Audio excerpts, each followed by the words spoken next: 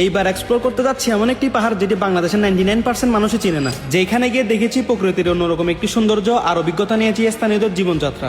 Yes, বলছি আমি unexplored Ram পাহাড়ের কথা। আর যে পাহাড়ে যেতে টাকার চেয়েও বেশি প্রয়োজন স্ট্যামিনার। আর আপনার যদি সেই স্ট্যামিনা থেকে থাকে অবশ্যই ভিডিওটি শেয়ার করে আপনার টাইমলাইনে আর আপনার ট্র্যাক লিস্টে রেখে দিবেন।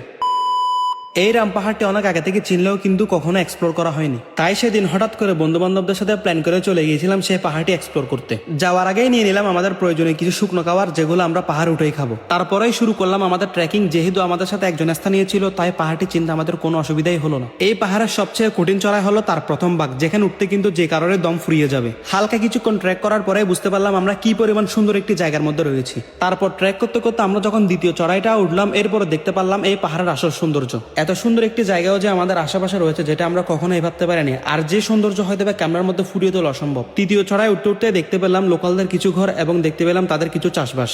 আর হ্যাঁ, আপনারা যদি চান আমি এই পাহাড়ের লোকেশন নিয়ে সম্পূর্ণ একটি ডিটেলসে ভিডিও বানাই, অবশ্যই আমাকে কমেন্ট সেকশনে জানাবেন। যেতে যেতেই দেখতে পারবেন এক পাশে কাপ্তাই লেক আর এক পাশে কর্ণফুলী নদী। বিশ্বাস করেন ভিউটা অসম্ভব সুন্দর। তার কিছুক্ষণ পরে আমরা একটি দাদার বাসায় পৌঁছালাম। বিশ্বাস করেন এই জায়গাটি এতটাই নীরব, যেরকম জায়গা আমরা সবসময় যেতে চাই।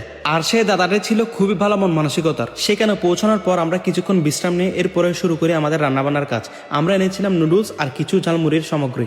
বিশ্বাস করেন নুডলসটা দেখতে সাধারণ হলেও 1 ঘন্টা ট্রেক করে আসার পর যখন আপনারা কিছু খাবেন, সেটা স্বাদ মনে হবে অমৃত স্বরূপ। নুডলস খাওয়ার পর আমরা আরেকটা জুম ঘরে গিয়ে বানিয়েছিলাম ঝালমুড়ি। আর সেখানে যেতে যেতে অলমোস্ট অন্ধকারে হয়ে গিয়েছিল।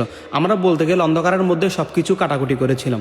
আর এভাবেই কিন্তু আমাদের ট্রেক শেষ হয়। এই ট্রেকটা কিন্তু আমার খুব বেশি ভালো লেগেছে, প্রকৃতিকে একদম কাছ থেকে অনুভব করতে পেরেছি। সো আপনারা যদি বাংলাদেশের এই হিডেন জেমের লোকেশন জানতে চান, অবশ্যই আমাকে কমেন্ট সেকশনে জানাবেন। আমি নেক্সট একটি ভিডিওতে সম্পূর্ণ ডিটেলসে সবকিছু আপনাদের মাঝে তুলে ধরবো। পেজে নতুন আর চ্যানেলে নতুন হয়ে থাকলে অবশ্যই চ্যানেলটি সাবস্ক্রাইব আর পেজটি ফলো করে দিবেন। আর ভিডিওটি বেশি বেশি বেশি শেয়ার করে দিবেন। অ্যাজ অলওয়েজ দেখা হবে আপনাদের সাথে নতুন একটি ভিডিওতে নতুন কোনো দিন।